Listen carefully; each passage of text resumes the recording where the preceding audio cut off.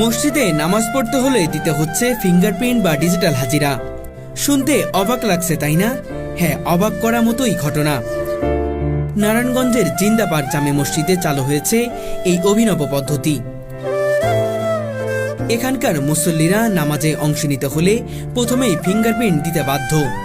মূলত জিন্দা পার্কে কর্মরত কর্মকর্তা কর্মচারী ও শিক্ষার্থীদের জন্যই নামাজকে বাধ্যতামূলক করা হয়েছে। প্রতিটি নামাজের সময় মসজিদ কমপ্লেক্সের গেটে ফিঙ্গারপ্রিন্ট দিয়ে প্রবেশ করতে হয়, আবার নামাজ শেষ করে বের হওয়ার সময়ও দিতে হয় হাজিরা। মাস শেষে বেতন দেওয়ার সময় যদি কোনো কর্মচারীর নামাজের উপস্থিতি না মেলে তবে তার জন্য থাকে জরিমানা ও শাস্তির বিধান। একই নিয়ম প্রযোজ্য শিক্ষার্থীদের ক্ষেত্রেও। পার্কের মালিকের বিশ্বাস 5 ওয়াক্ত নামাজ মানুষের জীবনকে বদলে দিতে পারে। সেই বিশ্বাস থেকেই তিনি নামাজের প্রতি অনুরাগ ও শৃঙ্খলা আনতে এই ডিজিটাল হাজিরা ব্যবস্থা চালু করেছেন। মুসলিমদের জন্য 5 ওয়াক্ত নামাজ পড়া ফরজ। সেক্ষেত্রে আপনার নিজের জন্য ফরজ, আপনার অধীনস্থ যারা তাদের জন্যও কি ফরজ। সেক্ষেত্রে এখানের যে এই প্রতিষ্ঠানের যে মালিক আর এখানে যারা চাকরি করে সবাই তো তার অধীনস্থ। এজন্য যে প্রতিষ্ঠানের মালিক যেহেতু মুসলিম, তার উপরেও নামাজ পড়া ফরজ, তার অধীনস্থ যারা তাদের উপরেও কি নামাজ পড়া ফরজ। ফলে অনেকেই নিয়মিত নামাজ পড়তে আগ্রহী হয়ে উঠছেন এবং অভ্যস্ত গড়ে তুলছেন। এই কারণে আমরা 5 ওয়াক্ত নামাজ পড়তে পারতেছি, একটা আগ্রহ জাগছে। বিশেষ করে ফজরের নামাজটা পড়লে পরে আরো 4 ওয়াক্ত নামাজ পড়ার আগ্রহতা জাগে।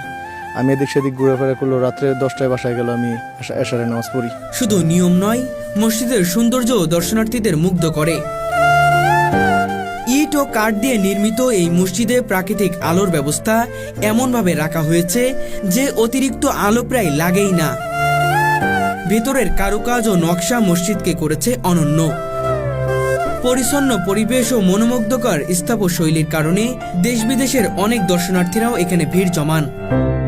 মসজিদের আশপাশ জুড়ে রয়েছে ঘন সবুজ গাছপালা, যা প্রাকৃতিকভাবেই মসজিদকে শীতল রাখে। ফলে মসজিদে এসির কোনো প্রয়োজনই পড়ে না। প্রাকৃতিক এই পরিবেশ মসজিদের সৌন্দর্যকে আরো বাড়িয়ে দিয়েছে। সব মিলিয়ে বলা চলে, জিন্দা পার্কের এই মসজিদটি আধুনিক যুগের জন্য এক অনন্য দৃষ্টান্ত বা মডেল। মসজিদের ইমাম সাহেব জানিয়েছেন, নামাজের প্রতি ভালোবাসা ও শৃঙ্খলা তৈরি করতেই এই পদ্ধতি নেওয়া হয়েছে। একটা মানুষ যখন প্রথম নতুন কোনো ইবাদত শুরু করে তখন সেটা লোক দেখানো হয়ে যায়, সে চাইলেও সে ফিরাতে পারে না। এরপরে লোক দেখানো শুরু করতে করতে একসময় তার অভ্যাসে পরিণত হয়ে যায়। এরপরে দেখা যায় কি ওই অভ্যাসটাই আস্তে আস্তে তার অন্তরে গেঁথে যায় এবং সেটা তখন ইবাদত এবং ইখলাসের সাথে হয়। তো এখানে আপনি যদি মনে করেন যে আমি যদি অন্তর থেকে নামাজ না